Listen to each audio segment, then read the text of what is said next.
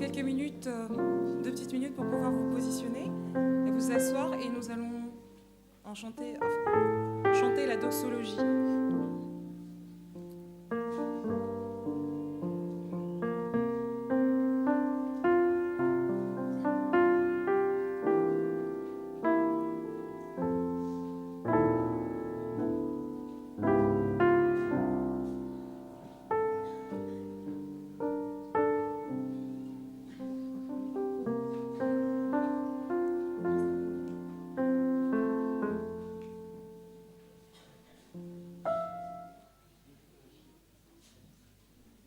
Je vais vous demander de vous lever, s'il vous plaît.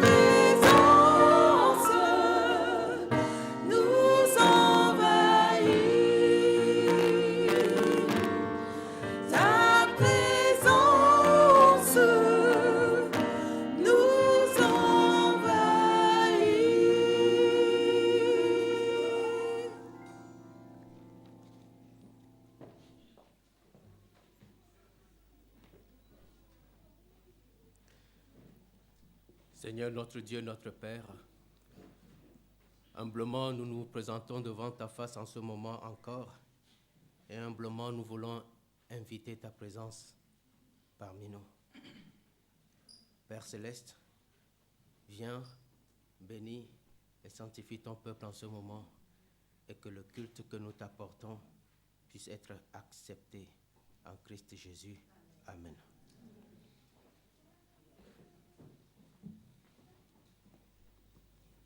Ô Dieu, aie pitié de moi dans ta bonté, selon ta grande miséricorde. Efface mes transgressions, lave-moi complètement de mon iniquité. Purifie-moi de mon péché, car je reconnais mes transgressions et mon péché est constamment devant moi. J'ai péché contre toi seul et j'ai fait ce qui est mal à tes yeux, en sorte que tu seras juste dans ton jugement, en sorte que tu seras juste dans ta sentence sans reproche de ton jugement. Voici, je suis né dans l'iniquité et ma mère m'a conçu dans le péché. Mais tu veux que la vérité soit au fond du cœur. Fais donc pénétrer la sagesse au-dedans de moi. Amen. Que Dieu bénisse l'influence de sa parole dans nos cœurs. Et je vous invite à prendre le chant numéro 247. 247.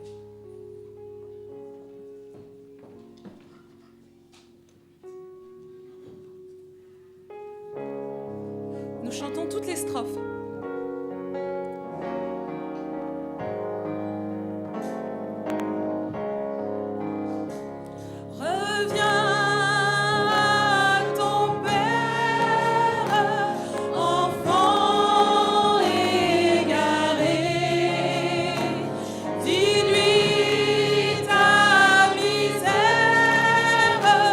Dis-lui, j'ai péché.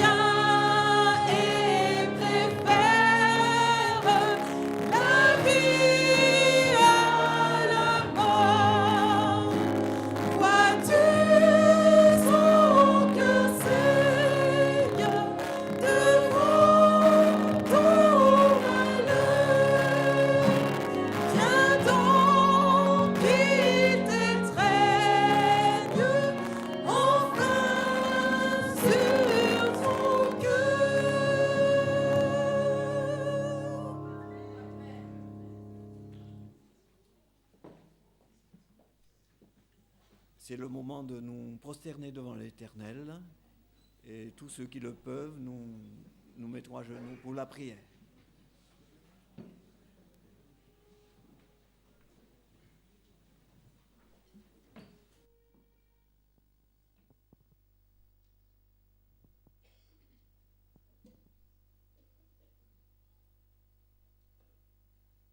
Bon et tendre Père céleste,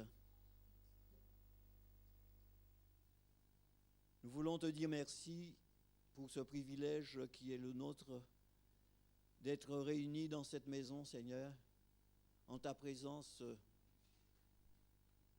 pour te louer, te salmodier. Et aussi pour te dire merci de nous avoir conservé la vie jusqu'à présent et d'être là ensemble les uns avec les autres, Seigneur, pour te dire merci pour tes gratitudes. Tu nous as fait du bien, tu nous as comblés de tes bénédictions. Tu nous as offert cette vie en Jésus-Christ, la vie éternelle, et nous te disons merci, Seigneur. Seulement, Seigneur, donne-nous aider à la conserver, à vivre selon ta parole, selon ta volonté. Aide-nous à nous aimer les uns les autres et à grandir dans ta connaissance, Seigneur. Nous voulons mettre ce moment de culte sous ta direction bénie, sous l'influence de ton esprit, afin, Seigneur, que la parole qui va être dite, prêchée par ton serviteur, puisse être des paroles édifiantes et faire en sorte que chaque cœur, Seigneur, puisse être ce terrain fertile où ta semence va être semée pour produire des fruits pour l'éternité. Seigneur, nous sommes venus nombreux. Chacun est venu ici, Seigneur, avec ses soucis, ses difficultés. Mais aide chacun, Seigneur, à les déposer à tes pieds, afin que tu puisses apporter le baume qu'il faut, la guérison qu'il faut, Seigneur. Et merci d'agir dans chacun, Seigneur, par la puissance de ton esprit. Ô Père céleste, bénis ton Église. Fais qu'elle puisse grandir jour après jour, Seigneur. Et ensemble nous préparer pour la moisson. Ô Père, merci de ce que tu feras dans chaque cœur. Bénis le trésor, Seigneur, d'une manière toute spéciale, qui nous parlera de ta part. Tous ceux nous qui sommes sur l'estrade, à côté de lui, Seigneur, sois avec nous tous. Et Père céleste, au fur et à mesure que nous avançons dans cette vie, vienne venir fortifier notre foi. Seigneur, que nous puissions avoir la foi de Jésus, une foi qui s'engage, une foi obéissante, une foi qui est patiente et qui nous aide tous à te ressembler. Seigneur, tu voudrais que ton Église soit sans tache, ni ride, ni rien de semblable, mais sainte et irrépréhensible à ton avènement. Aide-nous à être vigilants, Seigneur, pour cette préparation quand tu reviens bientôt. Merci, Seigneur, de tout ce t'aide que tu nous accorderas. Dans le nom de Jésus, nous t'avons prié pour ta gloire. Amen.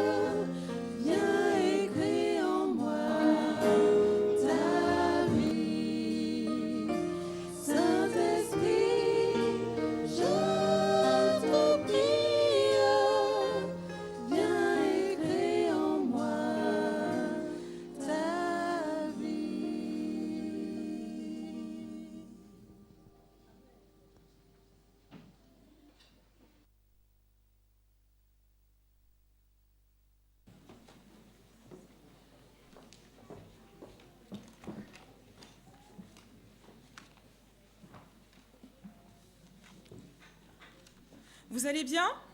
Oui. Je vais dire au Seigneur, bienvenue. Bienvenue mon Dieu et mon Père.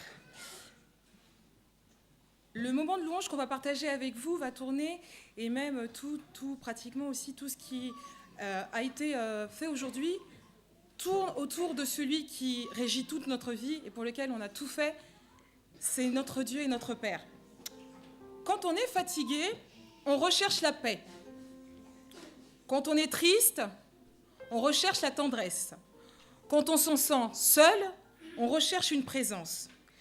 Et quand l'espoir diminue, on recherche une force pour supporter tout cela. Eh bien, la paix, la force, c'est Dieu qui la donne, et c'est Dieu. La tendresse et la présence, c'est lui, notre Père. Chrétien ou non, on a expérimenté des choses qui étaient parfois impossibles à l'homme. Pourquoi ? Pourquoi c'était impossible à l'homme ? Pourquoi ? Parce que Dieu, notre Dieu, est un Dieu qui est si grand, si fort et si puissant. Alors on va faire un petit clin d'œil aux enfants et je vais vous inviter à chanter avec nous le chant « Mon Dieu est si grand, si fort et si puissant ».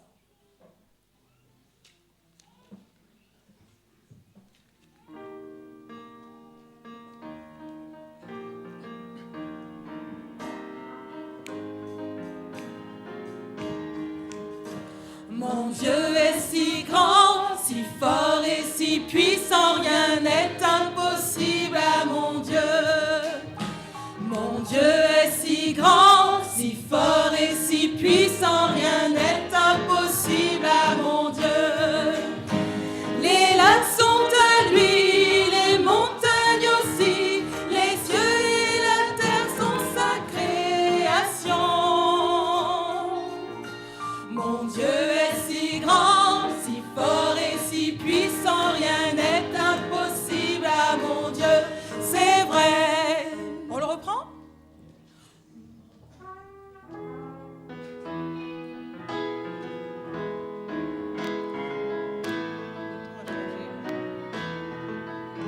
Mon Dieu est si grand, si fort et si puissant, rien n'est impossible à mon Dieu.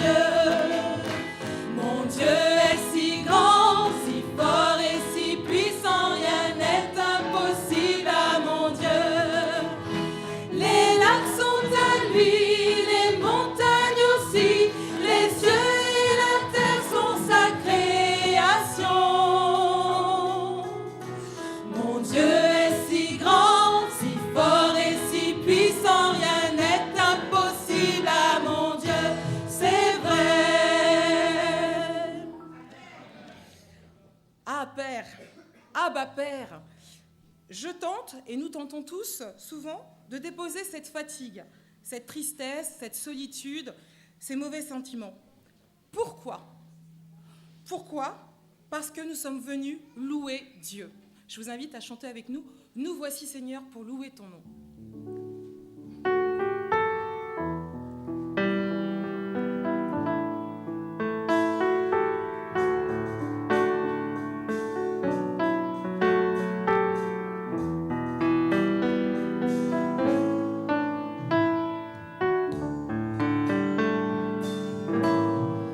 Nous voici Seigneur, pour louer ton nom.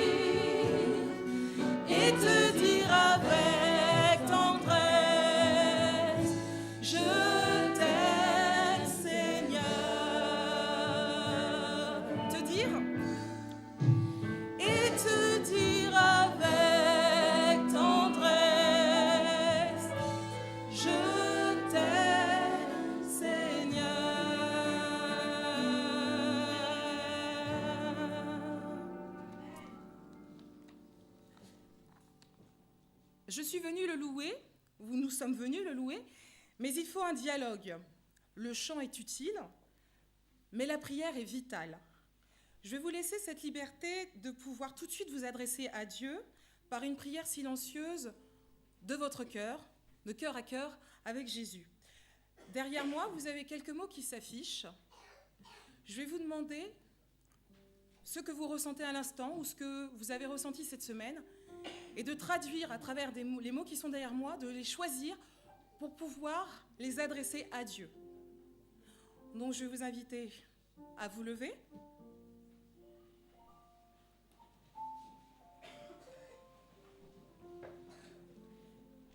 Et je vais vous laisser parler à votre Dieu de cœur à cœur pendant quelques petites minutes. Prions.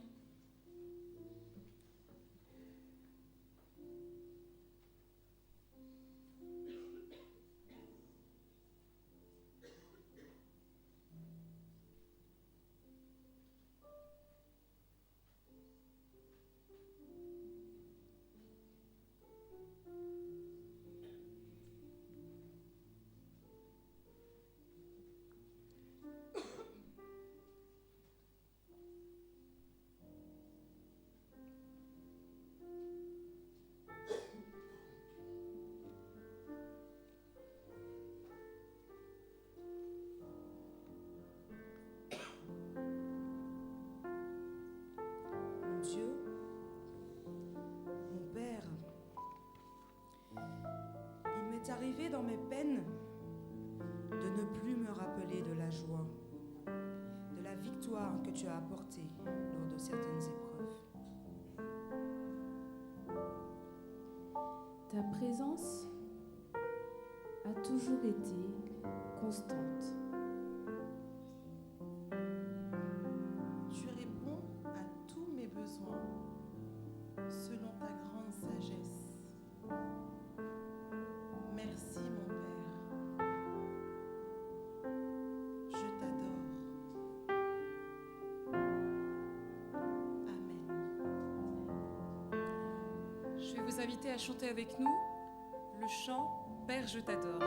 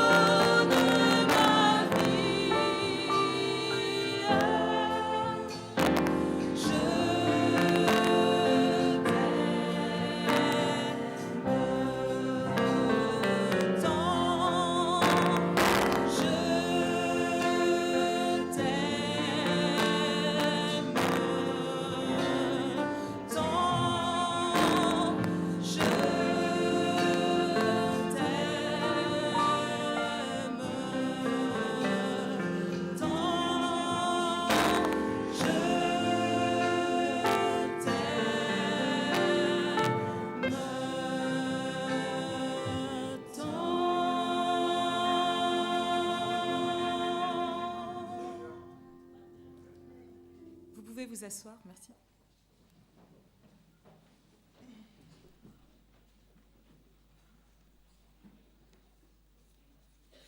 Dans Sophonie 3, verset 17, il est dit, dans la version Darby, « L'Éternel, ton Dieu, est au milieu de toi, il est puissant, il sauvera, il se réjouira avec toi, il se réjouira avec joie à ton sujet, et il se reposera dans son amour et s'égayera en toi au chant de triomphe. » Je vous invite à chanter avec nous « Mon Dieu est puissant ».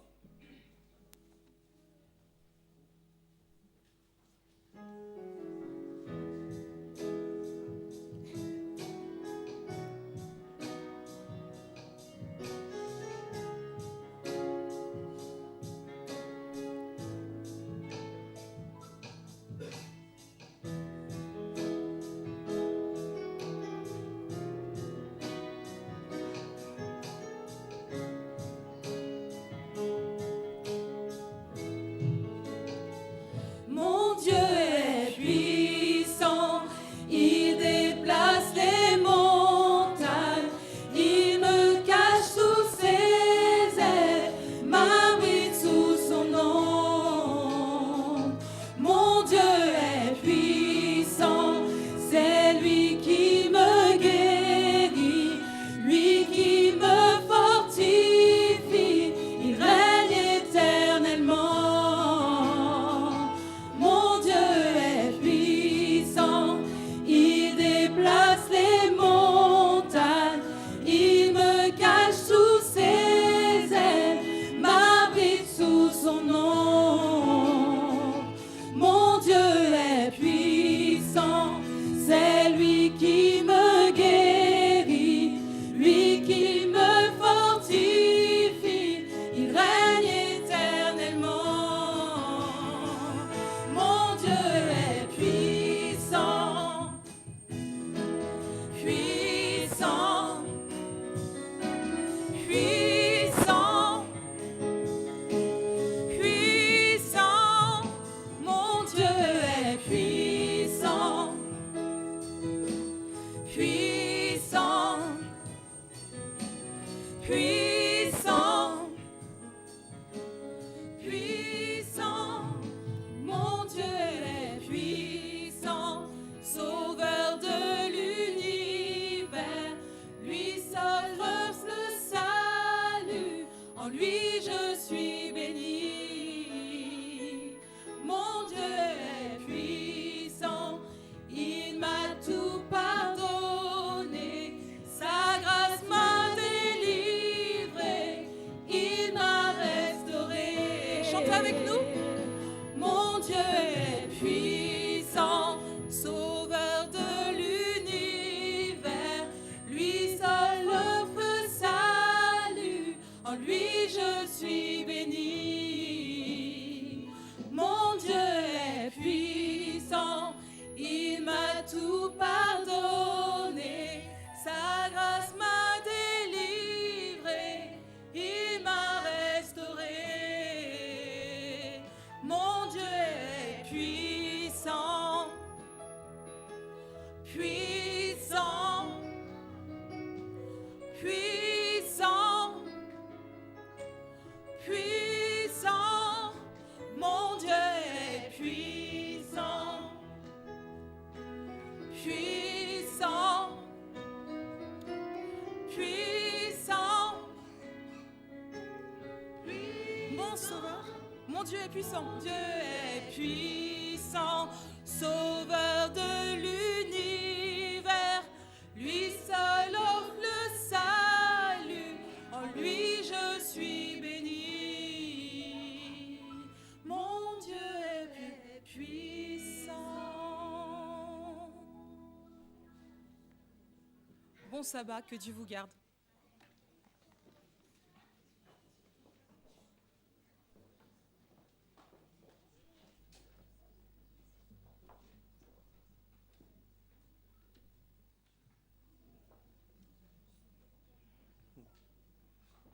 Service de fidélité.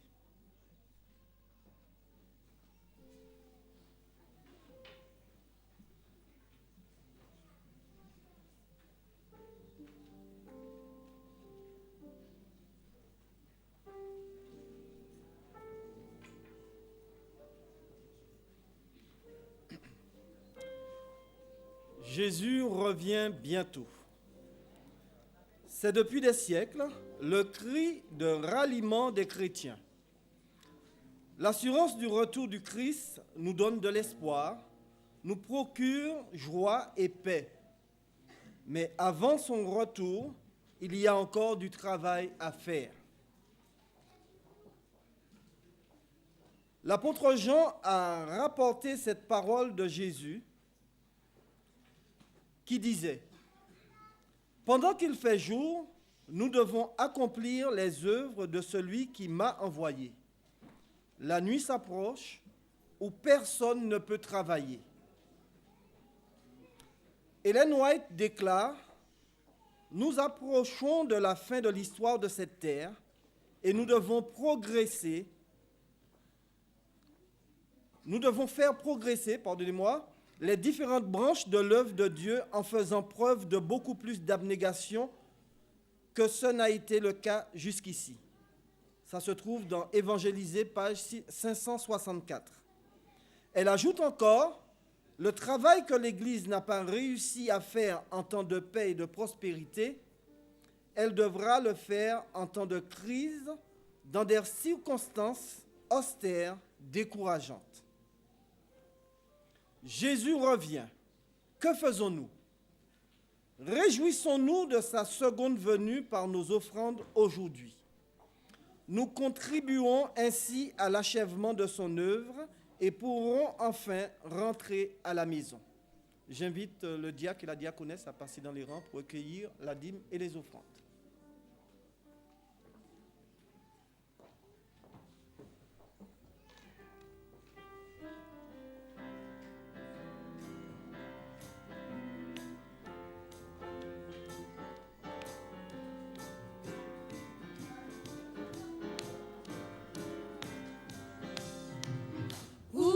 Ton trésor,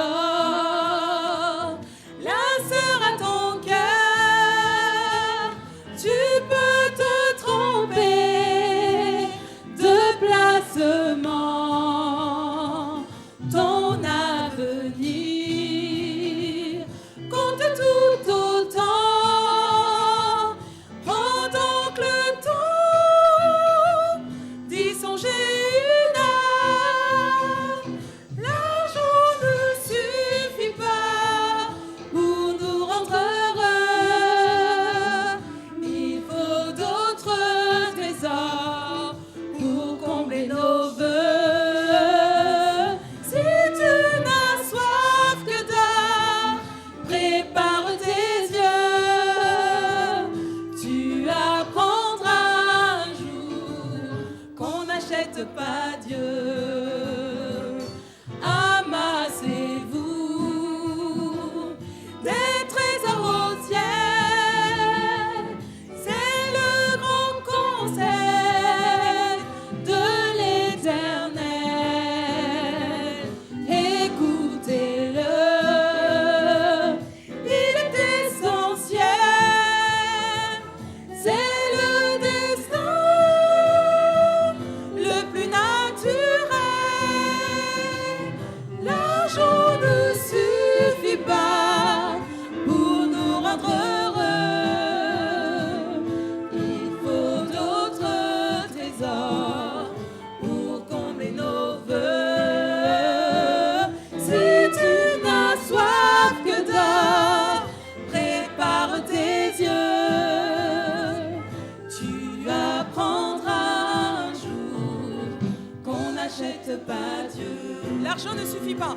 L'argent ne suffit pas pour nous rendre heureux. Il faut d'autres trésors pour combler nos vœux. Si tu n'as soif que d'or, prépare tes yeux. Tu apprendras un jour qu'on n'achète pas Dieu.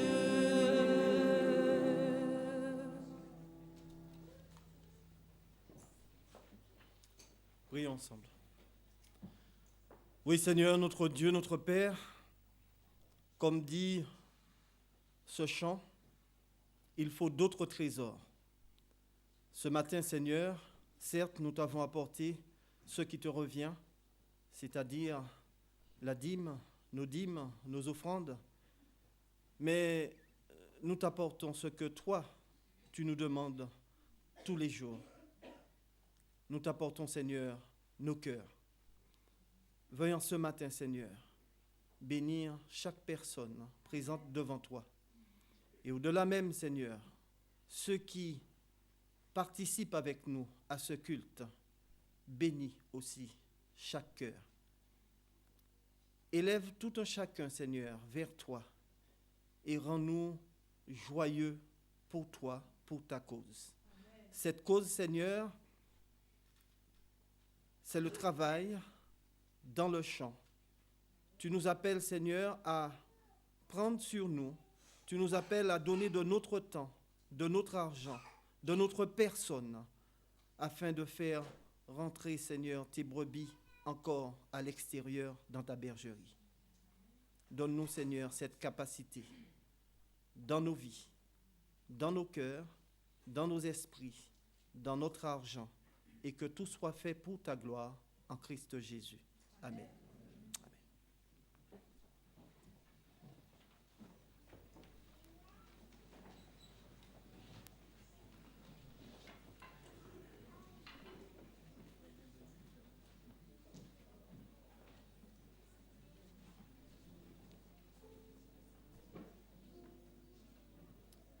Je voudrais vous saluer, frères et sœurs, fraternellement, et dire à tous bienvenue dans ce lieu, et bienvenue d'une manière toute spéciale à tous ceux qui nous visitent ce matin. Alors, s'il y a des visiteurs parmi nous, un petit signe de la main. Bienvenue, et n'oubliez pas de transmettre nos salutations fraternelles à votre communauté respective. Nous sommes ici dans la maison de Dieu. Cette maison a été dédiée pour l'adorer, pour le psalmodier, et nous sommes venus pour le faire ensemble. Que Dieu puisse nous bénir tous et que ce moment dont nous passons en sa présence puisse être édifiant pour chacun d'entre nous. Bienvenue encore. Maintenant, j'inviterai les enfants à venir devant c'est le moment de l'histoire.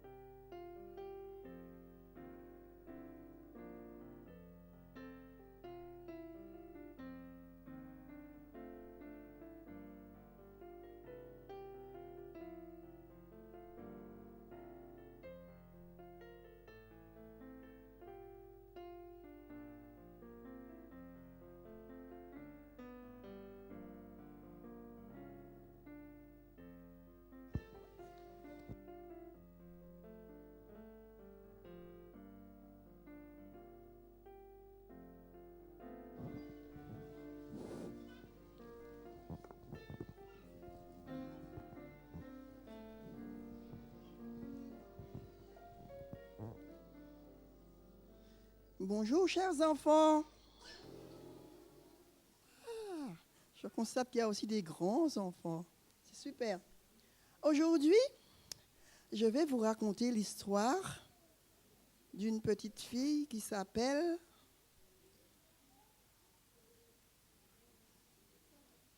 Non, pas du tout. Pas moi. Il y a trois petites filles dans l'histoire.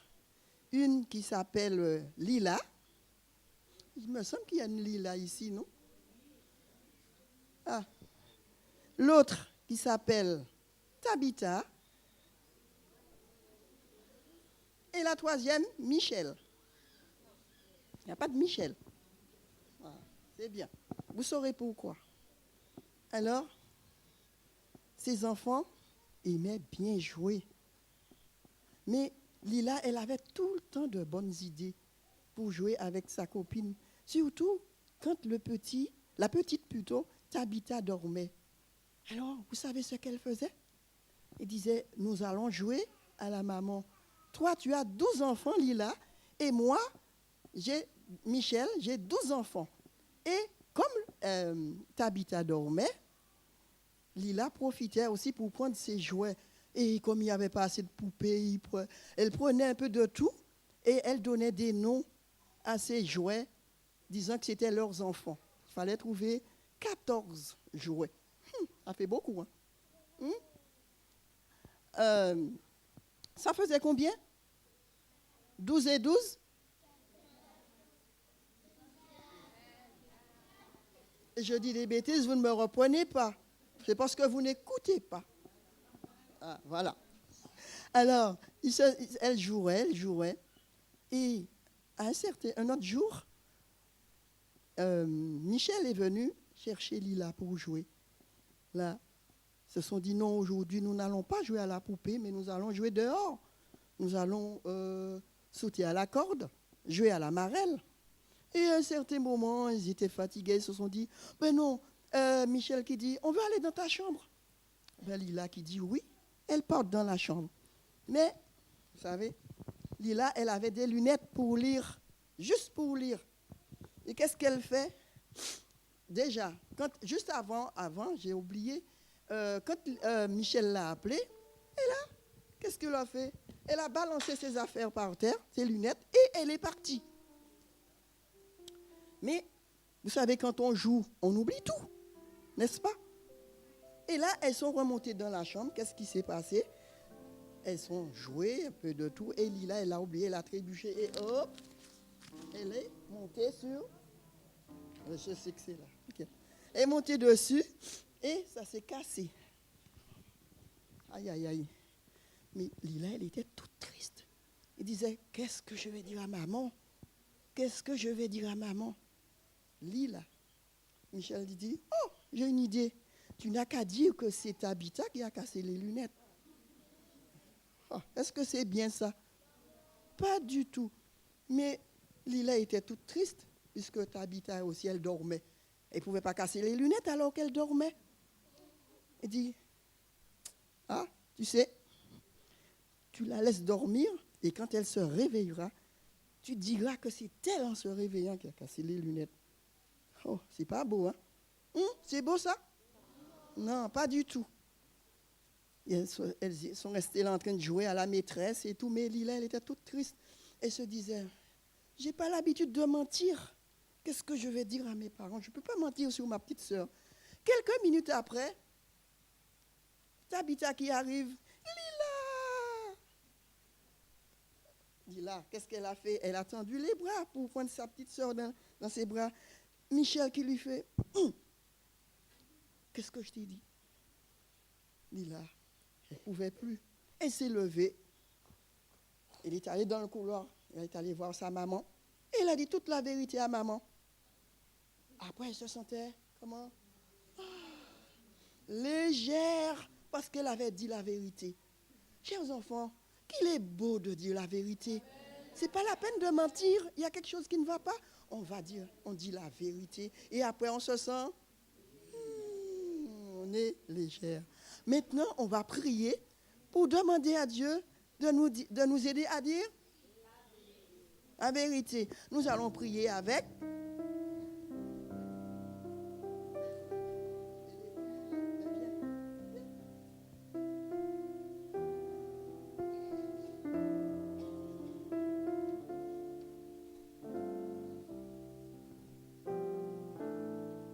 On ferme les yeux. Et tu t'appelles? Noélie. On va prier avec.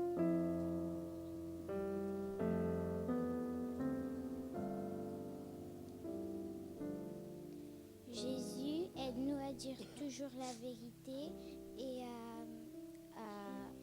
ne pas mentir et fait que l'on puisse passer une bonne journée. Amen. Amen. Amen. Merci Noélie. Regagnez vos places et bon sabbat à vous.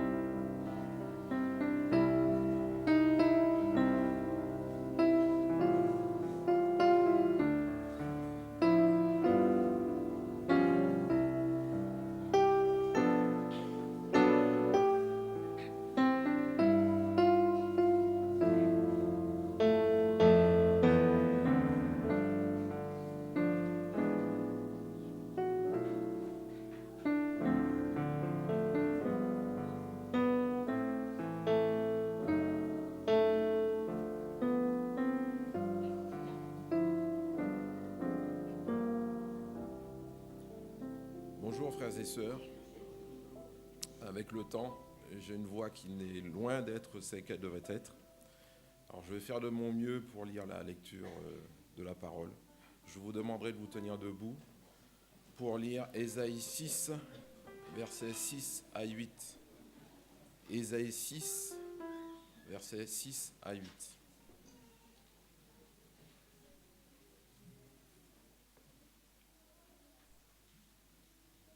L'un des séraphins vola vers moi, tenant dans sa main une braise qu'il avait prise avec des pinces sur l'autel. Il m'en toucha la bouche et dit : « Dès lors que ceci a touché tes lèvres, ta faute est écartée, ton péché est effacé. » J'entendis alors la voix du Seigneur qui disait : « Qui enverrai-je ? Qui donc ira pour nous ? » Et je dis : « Me voici. Envoie-moi. » Nous garderons la position pour chanter le numéro 50 de l'hymne et louange.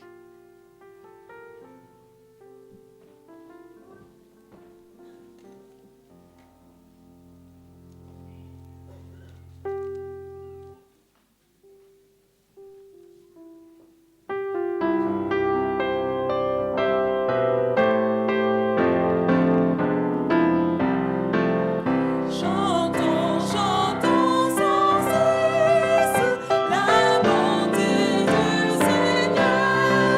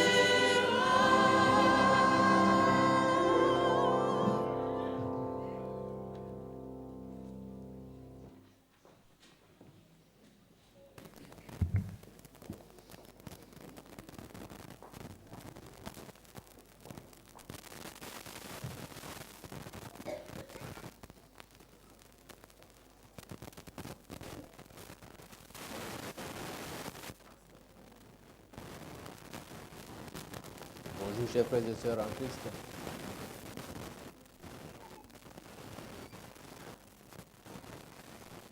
Bonjour, chers frères et sœurs en Christ.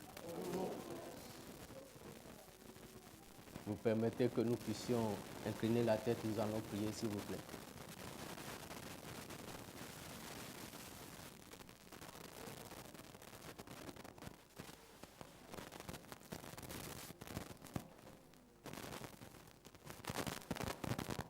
Notre Père, notre Dieu, nous voici encore une fois devant ta face.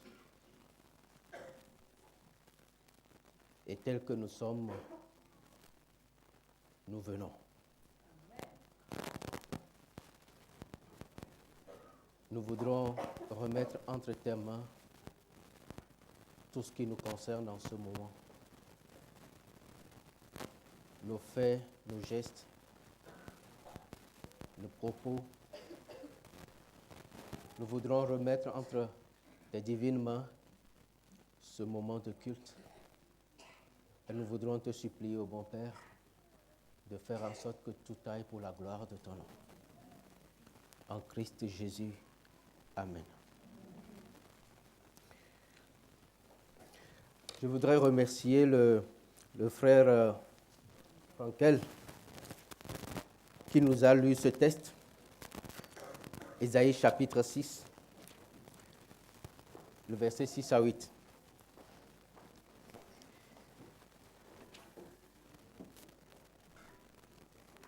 Le chapitre 6 d'Ésaïe, le verset 1 nous dit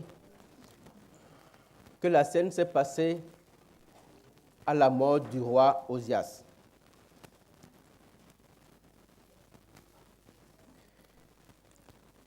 Ésaïe, à la mort du roi Osias, a eu ce privilège de rencontrer Dieu, de voir Dieu, une vision de Dieu dans sa gloire, dans sa puissance, dans sa sainteté. Ce qui est intéressant au niveau de cet épisode d'Ésaïe, c'est le fait qu'on nous dise que le roi Osias était mort. Ceci nous aide à localiser un tout petit peu le texte dans le temps. Mais aussi, nous aide à avoir aussi une idée de ce qui se passait dans la tête d'Ésaïe, justement au moment où il allait avoir cette vision. Le roi Osias est mort. Mais après 52 ans de règne, Ésaïe était son conseiller, son ami, son confident. Et c'était à un moment où Assyrie faisait ravage autour du peuple d'Israël. Et le rempart, un des rois qui faisait rempart au roi d'Assyrie en ce moment, c'était justement Osias. Donc, en ce moment où Ésaïe était face à Dieu, ou alors cherchait la face de Dieu, il avait perdu un ami, un confident, quelqu'un qui lui était cher. Il avait perdu un roi qui n'était pas comme les autres. En fait, Osias était l'un de ces rares rois à qui on pouvait dire qui a suivi la voie de Dieu, et on n'a pas eu à voir dans le record d'Osias, il fit ce qui déplut à Dieu. Dieu l'a fortifié, soutenu pendant 52 ans. C'était un tournant dans la vie du peuple d'Israël et dans sa propre vie. Qu'est-ce qui va arriver après? Qu'adviendra-t-il du peuple d'Israël? Le roi qui va venir prendre la place d'Osias, sera-t-il un roi qui saura garder le peuple, diriger le peuple dans la voie de l'Éternel? Et Israël, qu'est-ce qu'il devient? Serait-il cette proie facile maintenant que le seul entre guillemets, qui résistait aux Assyriens est parti, est-ce la fin du peuple d'Israël? Et moi-même, Ésaïe, en tant que prophète, qu'est-ce que je deviens?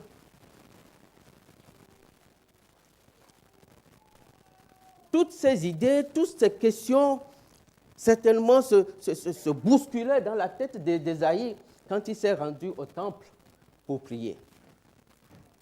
Et justement, Dieu a choisi ce contexte pour lui révéler quelque chose et pour lui parler.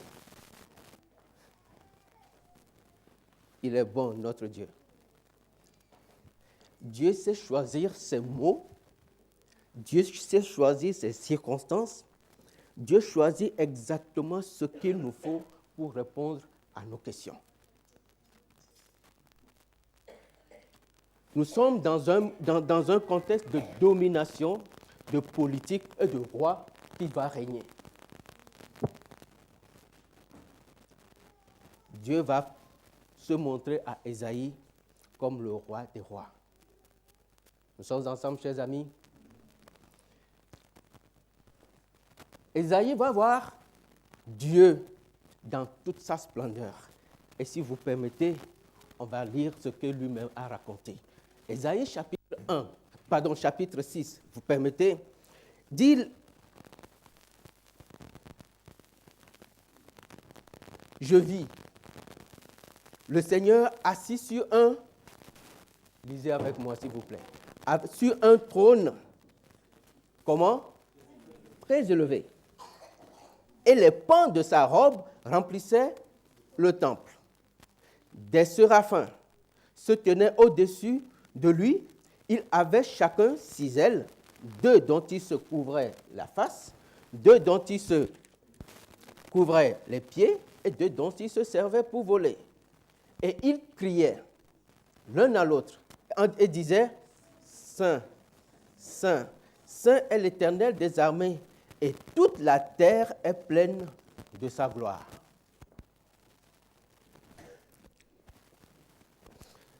Le roi assyrien passait pour le plus puissant en ce moment. D'autres essayaient tant que mal de lui résister. Le contexte est une lutte de suprématie. Qui prendra le dessus? Jésus dit à Ésaïe, Dieu dit à Ésaïe, tout ce qui se passe, que tu vois, que tu entends, qui t'inquiète, tous ces rois qui cherchent à prendre le pouvoir et à régner sur cette terre, tout ce qui se passe autour de toi, sache seulement une chose, je suis au-dessus de tout ça. Et mon règne est au-dessus de tout ça. Et les affaires de ce monde, je les contrôle. Amen. Oh, Dieu ne s'est pas arrêté à ce niveau. Dieu a montré non seulement sa gloire, sa puissance à Ésaïe, mais il a tenu à lui montrer aussi sa sainteté. Des séraphins, devant cette gloire, devant cette puissance, étaient en révérence devant le Seigneur.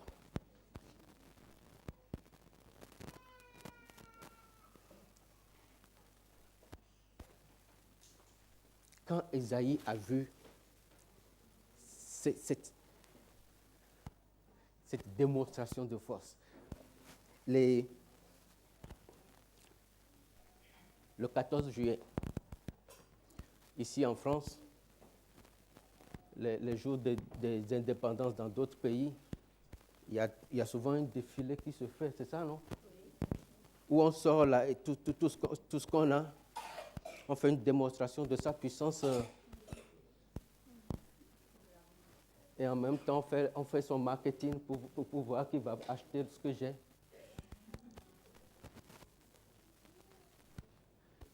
Dieu a montré à Ésaïe toute sa puissance. Vous vous souvenez quand Dieu s'est montré à Moïse? Aaron. Vous vous souvenez quand Dieu s'est montré au peuple d'Israël sur la montagne, avec sa puissance, qui a fait trembler la montagne? Dieu est un Dieu tout-puissant. Amen. Non seulement tout-puissant, mais Dieu est un Dieu saint. Et c'est là que la chose devient très, très, très intéressante. Nous pouvons nous appuyer sur la puissance de l'Éternel. Nous trouvons notre force, notre soutien en lui. Il nous a promis sa promesse, et cette promesse d'être avec nous jusqu'à la fin du jour, Dieu tiendra cette promesse. Mais nous n'avons pas simplement affaire à un Dieu puissant, mais nous avons affaire à un Dieu saint et qui veut que nous aussi nous soyons comment? Saints. Et face à cette démonstration de puissance et de sainteté, devant Ésaïe s'est senti perdu. Ésaïe s'est senti malheur à moi. Malheur à moi. Parce que mes yeux ont vu le Saint des Saints. Et je suis un pécheur. Il y a des rencontres, chers amis, qui ne peuvent pas laisser indifférents. Nous sommes ensemble? Jamais. Quand on a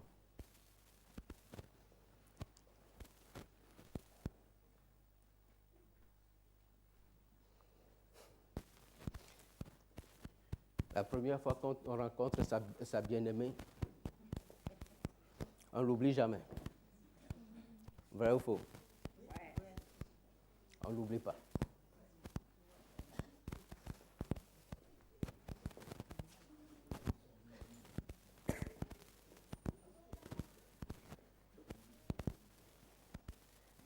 Et il y a des rencontres qui changent toute une vie.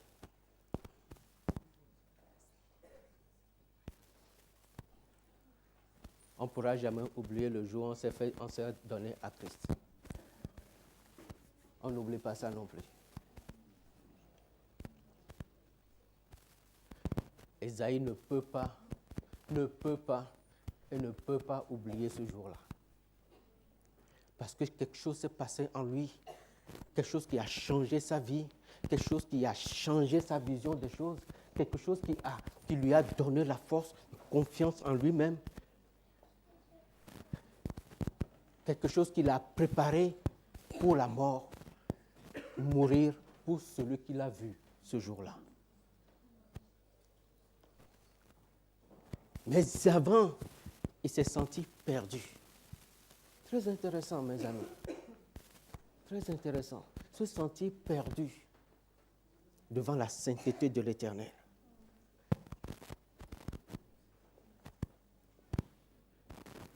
Nul ne peut voir Dieu et vivre parce que nous sommes des pays. Mais Dieu se rapproche. Dieu se rapproche. Et Dieu se rapproche.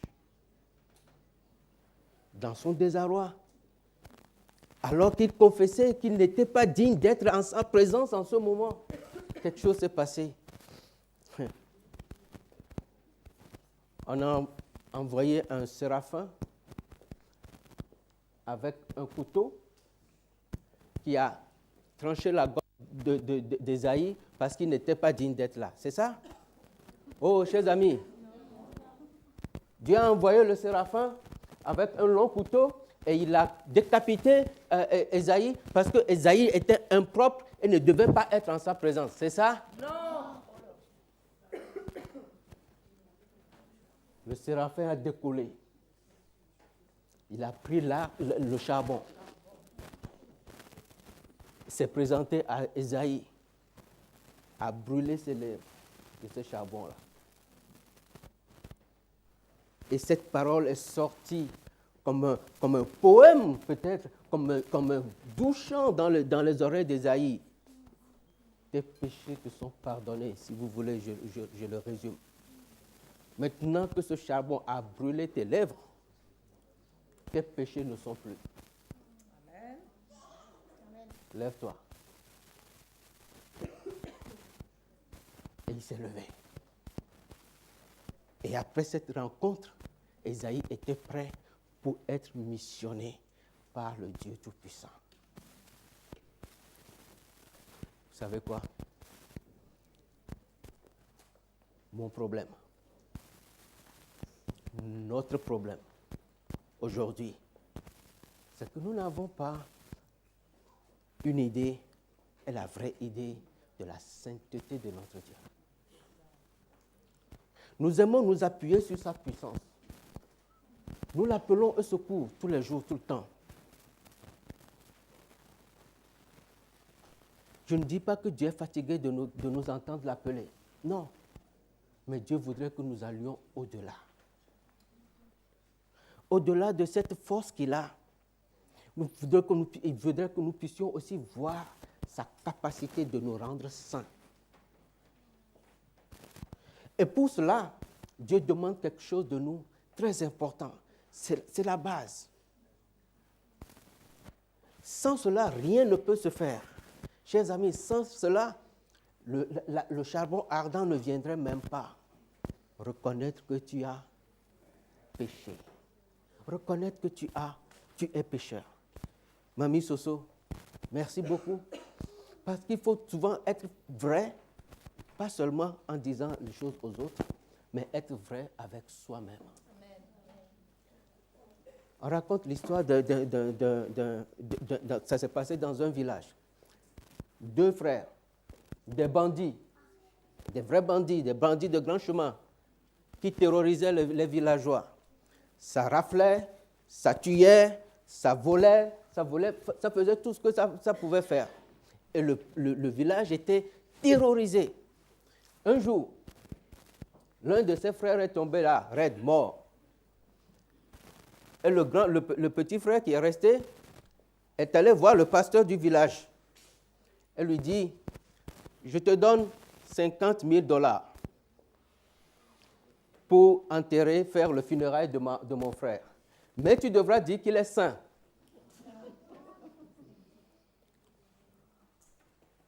Ah ouais? Vous savez quoi? Les morts sont toujours de braves gens. Hein? Tu devras dire que ce frère était un saint. Et tout le monde s'attendait à voir comment le pasteur allait sortir de ce dilemme. Le jour de l'homélie vient. Alors il dit, ce frère que vous voyez, il a passé sa vie à faire du mal. Il a tué, il a tapé les chiens, les chats sans rien. Il a fait tout ce que vous voulez faire. Mais ce cadavre, à côté de son frère, est un saint.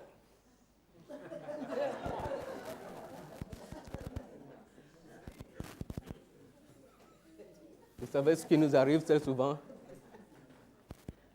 Quand nous sommes dans la difficulté, nous nous trouvons, au lieu de nous voir nous-mêmes, nous nous voyons par rapport aux autres et nous nous trouvons mieux. Nous sommes ensemble, chers amis.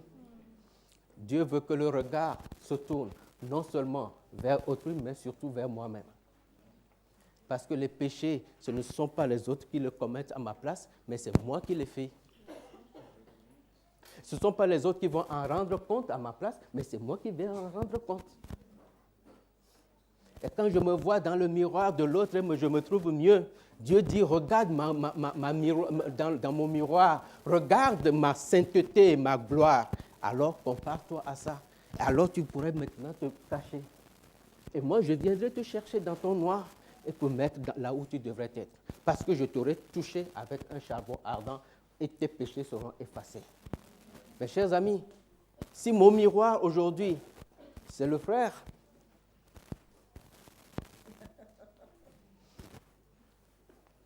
mieux que moi, certainement, mais peut-être que j'aurai quelque chose mieux que toi aussi. Vous voyez, je ne peux pas me comparer en termes de salut, en termes de péché, à des gens qui sont autour de moi.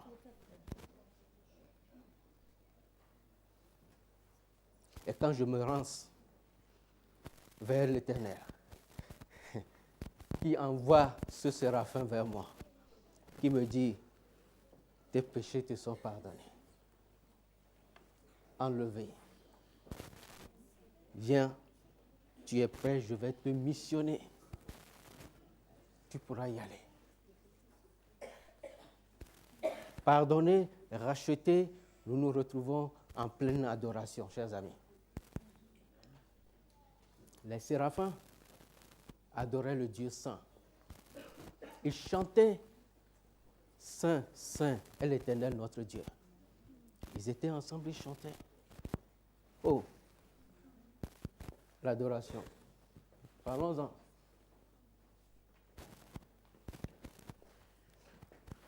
Là où 2 ou 3 sont rassemblés en mon nom, complété. C'est ça. Il n'y avait pas que 2 ou 3 séraphins. L'univers entier adorait l'Éternel. Nous sommes ensemble. Mais notre adoration n'est pas seulement quand nous nous retrouvons ici. Il n'y a pas d'adoration quand on n'a pas cette rencontre avec l'Éternel.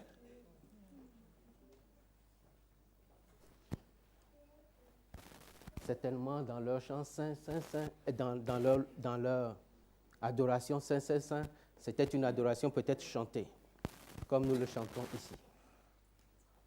Ça fait partie. Ça rend gai, ça rend agréable. Mais l'adoration ne s'arrête pas là.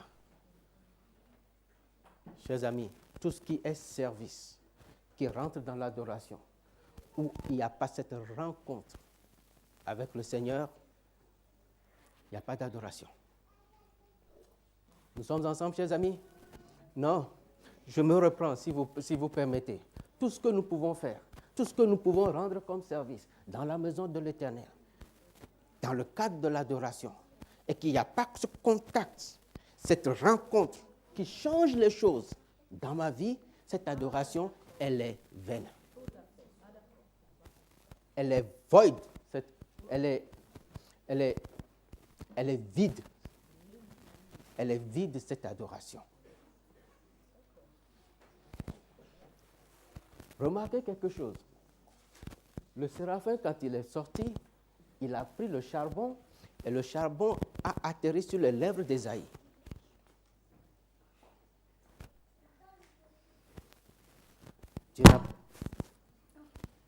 Excusez-moi. Les lèvres d'Ésaïe.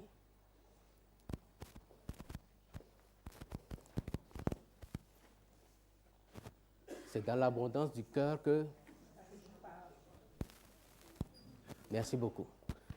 C'est dans l'abondance du cœur que la bouche parle. Purifier sa bouche, symbole de purifier son cœur, ses pensées. Nous ne pouvons pas être en adoration, mon frère, quand le cœur qui est là-dedans n'est pas en harmonie avec la sainteté de notre Seigneur. Nous sommes ensemble, chers amis. Je reprends encore. Il dit, Dieu me dit que mon adoration ne sert à rien quand le cœur qui adore est le port. C'est ça le port. Quand je parle de port, le port là où les bateaux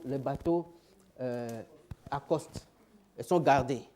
Ou alors, si vous voulez, le grenier, là où on garde les choses. Si mon cœur devient le port, le grenier, ou tout ce que vous voulez de tout ce qui est mauvais, de toutes les pensées perfides, de tout ce qui est mondain, et de tout ce qui est très humain en nous, cœur orgueilleux. Parce que devant la sainteté et la puissance de l'Éternel, l'homme, vous savez, nos frères nigérians, quand ils sont devant une personne plus âgée et encore plus devant un roi, vous savez comment ça salue? Pour montrer leur humilité, ils se mettent là, flat, couchés. La tête contre le sol.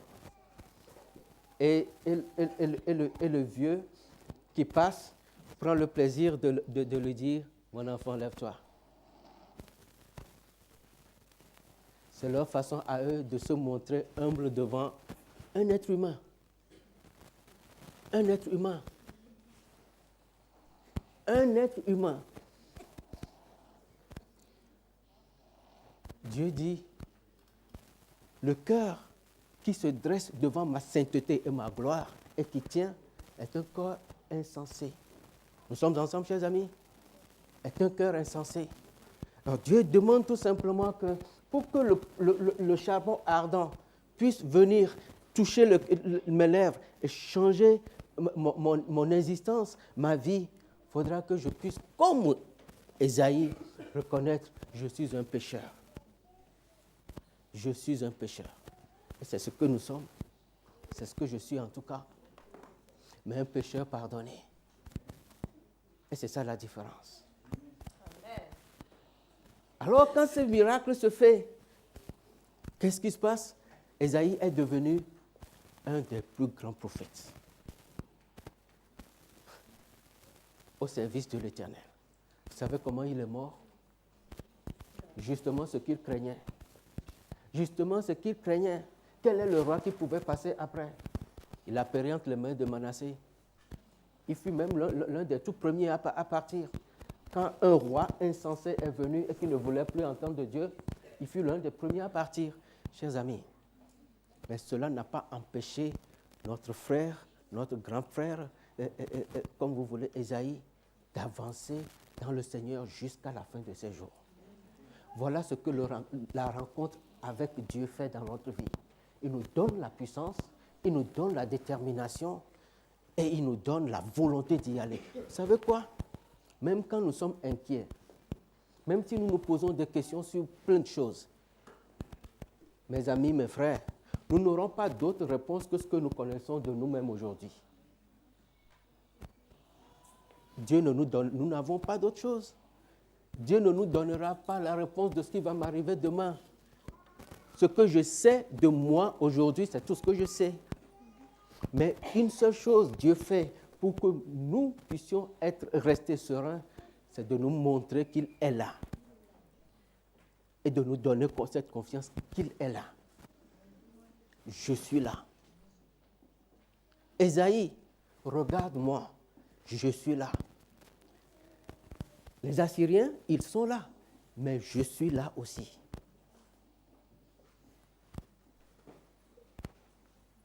Je ne sais pas si aujourd'hui, nous aussi, nous nous posons ce genre de questions concernant notre avenir. Ça ne se passe pas bien. Il y a telle chose qui me tracasse dans ma maison, dans mon lieu de travail, dans n'importe où je me trouve. Mes enfants, mon mari, ma femme, je ne sais pas ce que ça va me donner demain. J'ai peur de cet avenir-là. Dieu ne te donnera pas d'autre réponse que celle-ci. Mon enfant, je suis là. Je suis là. Et cela devrait calmer ta peur.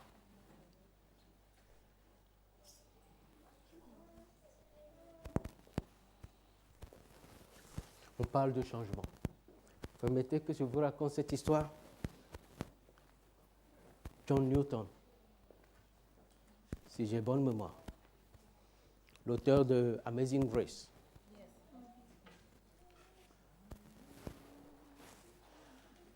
Ce monsieur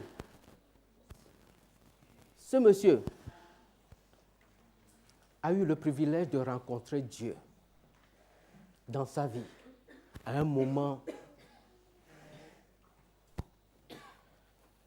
On l'aurait vu plutôt, moi, avec ma nature, la première chose que j'aurais essayé de faire, peut-être Dieu seul sait. Apparemment, ce monsieur, à 9 ans, il avait perdu sa maman. À 11 ans, il travaillait avec son père sur le bateau. Il a travaillé avec l'armée. Et après ça, ce monsieur s'est permis de se lancer dans la traite négrière. Il a fait sa fortune en vendant mes pères, mes mères, là, en allant les chercher en Afrique. Nous sommes ensemble, chers amis? Et il a bâti sa fortune en un rien de temps. Jusqu'au moment où il a eu entre ses mains un bouquin, Imitation de Christ, de Kempis. Et là, les choses ont commencé à changer. Ce monsieur, de sa traite négrière, tout ce qu'il a fait dans la main, et tout ça, a rencontré Jésus un jour et a changé carrément de vie. Il est devenu prédicateur de l'Évangile, de la foi de Jésus-Christ. Ce marchand d'esclaves, et à sa mort, il a, comment on appelle ça, épitome, c'est ça? Et puis, il a fait inscrit. En fait, il n'a pas fait inscrit. Il a fait lui-même, pour qu'on le mette là-dessus. Newton, clergé, autrefois infidèle et libertin, mais par la grâce de Dieu, et par la miséricorde de Dieu, a été préservé, sauvé, restauré. Oh. Et est devenu prédicateur de la foi qu'il a passé son temps à détruire dans le passé. Et c'est ce qu'il a voulu qu'on mette là. Qu'on sache de lui. Qu'on sache qui il a été. Qu'on sache qui il est devenu quand il a rencontré Jésus-Christ. Qu'on sache que ce n'est pas celui-là qui a vendu mon grand-père qui est mort, mais qu'on sache que c'est un enfant régénéré, transformé et sauvé par la grâce de Dieu qui est parti. Mes amis, c'est tout ce que Dieu demande de nous aujourd'hui. Je ne sais pas s'il y a plus grand péché que vendre son frère pour de l'argent. Et encore plus, à plus forte raison, vendre mon grand-père. Nous sommes ensemble, chers amis. Je ne sais pas s'il y en a plus grand que ça. Mais lui, il l'a fait. Mais Dieu l'a accepté. Oh, je ne sais pas si vous voyez la portée de la chose, mais Dieu l'a accepté. Je ne me compare pas à lui, mais je sais que si je suis le même chemin que lui, que je rencontre Jésus comme lui, que je lui donne ma vie comme lui, que je demande pardon comme lui, le salut sera pour moi aussi. Et il en est pour nous tous comme cela. Nous ne pouvons pas nous engager dans le service de l'Éternel à moins que l'Éternel nous ait d'abord touchés. Nous sommes ensemble. Nous ne pourrons pas.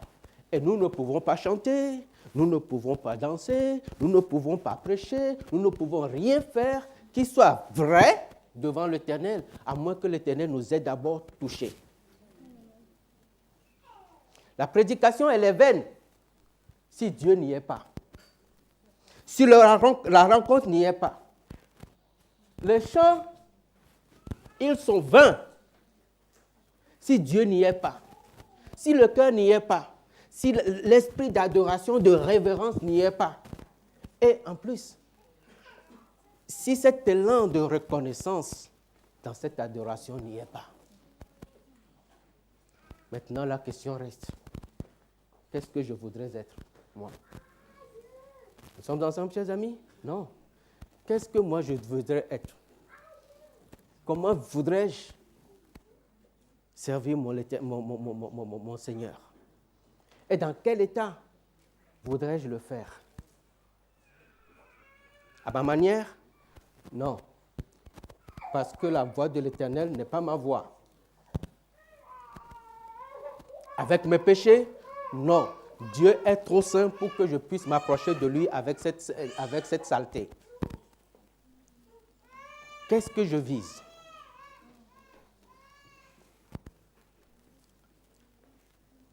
Ma prière pour nous tous ce matin est que Dieu puisse nous aider.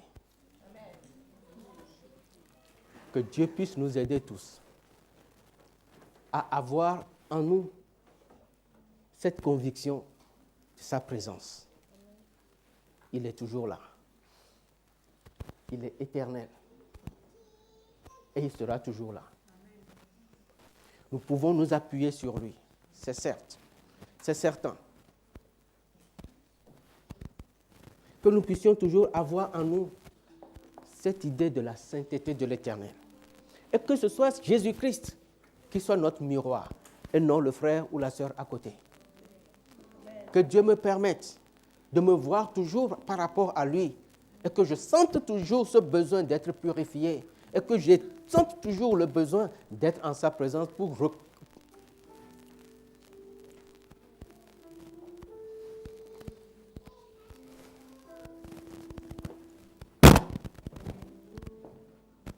Que Dieu ait pitié de nous tous. Et que Dieu nous garde tous. Une seule chose, mes chers amis, mes frères, mes sœurs, la chose la plus importante pour nous, pour tout un chacun, la grâce du pardon de l'Éternel.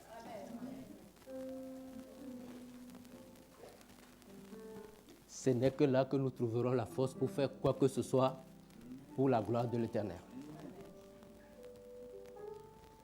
Dieu nous donne la force d'être humble devant lui et d'être vrai devant lui pour bénéficier pleinement de sa grâce et de sa miséricorde. Que Dieu nous aide et que Dieu nous garde tous. Amen.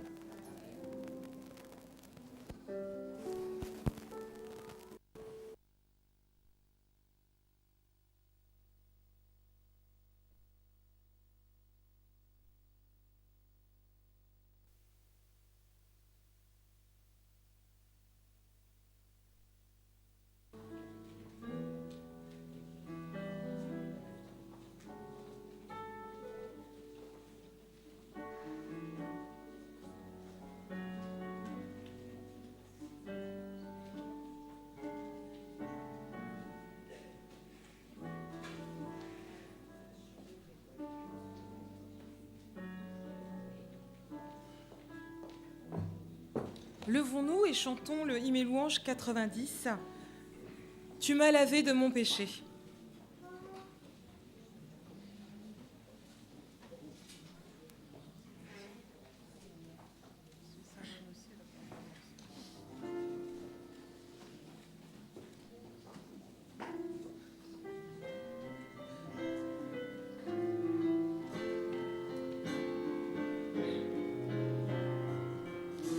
Tu m'as lavé de mon péché en t'immolant pour moi. Tu n'as pour jamais attaché à toi mon divin roi. Mais dans ta grâce infinie, viens poursuivre ton œuvre en moi. Et que tout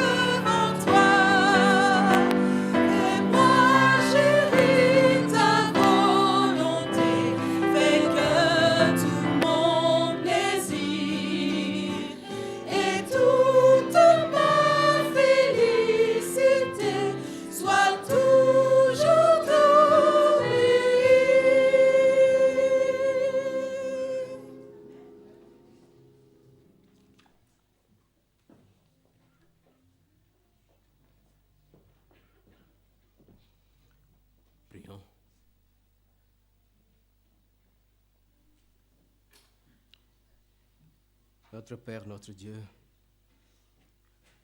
pendant longtemps nous avons résisté à ta voix.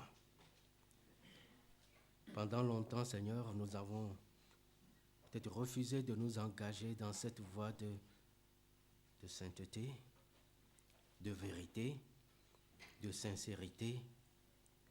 Tu connais nos cœurs perfides, tu connais, Seigneur, nos cœurs indécis. Tu connais toutes nos lacunes, Seigneur. En ce moment, encore une fois, nous nous tenons devant ta face. Nous voudrons te supplier. Père céleste, donne-nous de te contempler sur ton trône. Toi, le roi des rois, et toi, le roi tout-puissant. Fais-nous voir ta gloire. Et à savoir que nous avons un Dieu glorieux et tout-puissant. Fais-nous découvrir ton amour.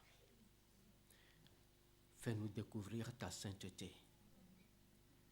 Aide-nous, Seigneur, à accepter tes principes et à nous engager dans cette voie qui nous permettrait de recevoir de toi le pardon de nos iniquités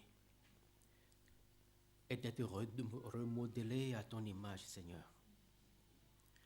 Donne-nous ce cœur soumis.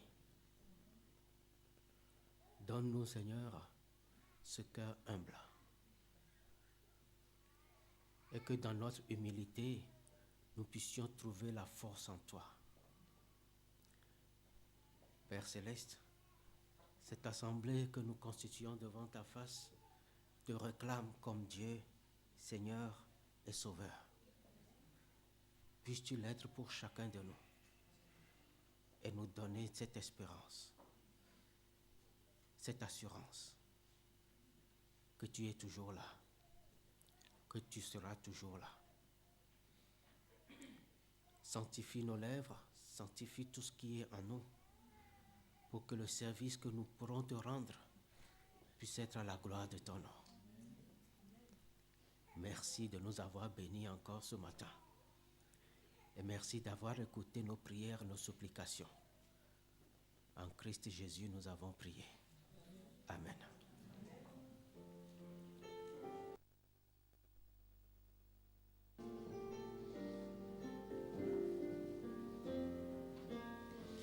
À celui qui nous aime, qui nous a délivrés de nos péchés par son sang et qui a fait de nous un royaume de sacrificateurs pour Dieu son Père. À lui soit la gloire et la puissance.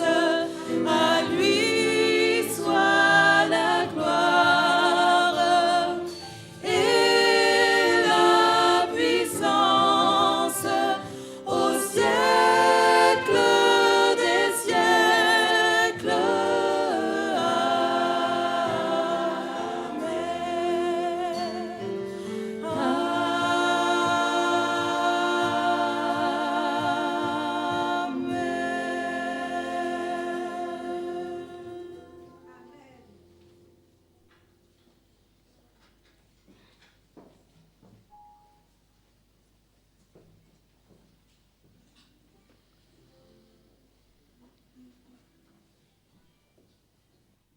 Que la grâce de notre Seigneur Jésus-Christ, l'amour de Dieu, la communion du Saint-Esprit soit avec chacun de nous maintenant et à jamais. Que Dieu nous bénisse et Dieu nous garde. Amen.